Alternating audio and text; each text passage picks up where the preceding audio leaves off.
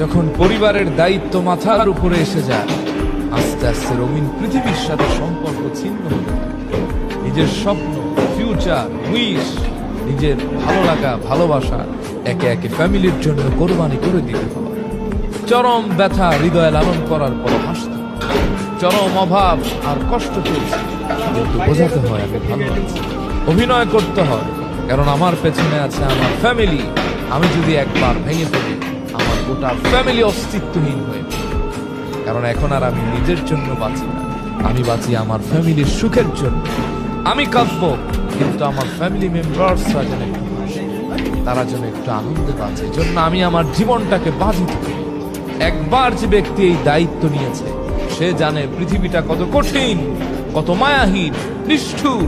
এই পৃথিবীর বাস্তব রূপ তারাই জানে যারা ফ্যামিলির দায়িত্ব নিয়েছে।